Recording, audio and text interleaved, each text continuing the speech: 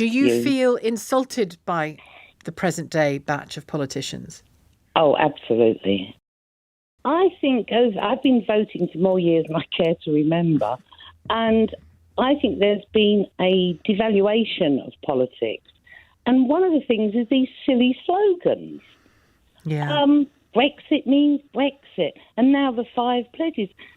It has brought politics into like an advertising campaign for toothpaste. Showbiz. Yes, and it's all celebrity, and I want politicians to be people that I listen to and I trust, and I don't trust these slogans. And also, whether or not they like football, who gives a? I don't care if they like football or not. The idea that your professional success has boiled down to having to take advice on answering the question, what do you like doing when you're not working, is crazy, isn't it? Yes, and I think this idea of we must all say the same thing from the very first time in the morning when whoever's been put out for the day comes out to speak, and you can hear the script.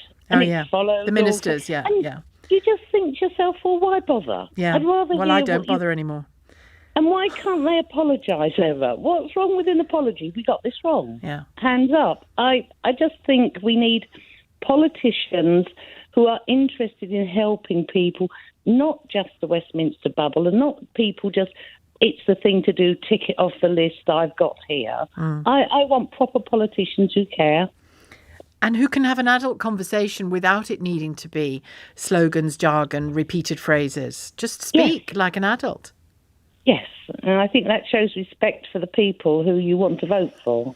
Do you feel insulted by the present day batch of politicians? Oh, absolutely. I talk with my partner, and we've never seen, we say it's never been as bad as this before.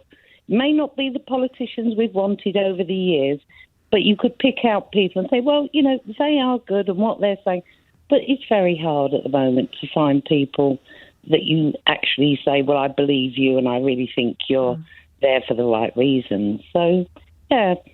But I just want to get back to normality. I don't want celebrity politics. Yeah, I think, and this is something that I've seen Luke Trill and others write about just in the last week, actually. I want my politicians to be just doing the job. Naturally, in my job, you speak to them about it, obviously, and that's all part of the process of broadcasting, thoughts and ideas and discussing them and all the rest of it.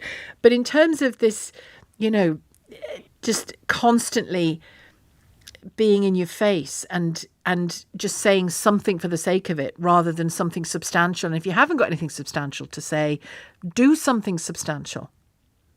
Yes. Like the rest of us have to. I just think that they really need a bit of an overhaul. And then I think people would stop saying, so they're all the same, because they certainly aren't. There's some good ones. There's some not so good ones. And it's an easy thing, they're all the same. It lets you off they're the not. hook. But I think we should explicitly have less patience with the ones who are taking the mick. Absolutely. I do shout at presenters on the television and on the radio, say, go and ask them that, or don't put up with it, but still. Well, don't shout, we can't hear you. It's much better if you call. I wouldn't be a presenter, I don't think. I'd be a useless one. But would you be telling them off all day, Julie? I would. You'd be telling them off. I would. And in terms of policy and stuff that matters to you, what's the top of your list at the moment that you want politicians to attend to?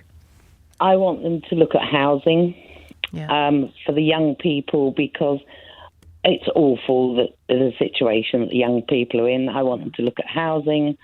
I want them, the traditional housing, the health service, education, those three are ones that I really want. And, of course, getting jobs so that we can make the money to be able to do those things. Yeah. Oh, I've got some great ideas. If only I could speak to them. Well, you should go into politics. I'm probably a bit too old now. Oh, I doubt it. It's interesting you say housing first, because I have noticed that subject really creeping up people's agenda for pretty obvious reasons: cost of living, rent, mortgage situation, interest rates, access to housing at all. It's really growing as a problem. and as a political problem for the, an issue coming in the next election. So it's interesting that you land on it yourself, Julie. Thank you very much for your call. That's Julie in Maidstone.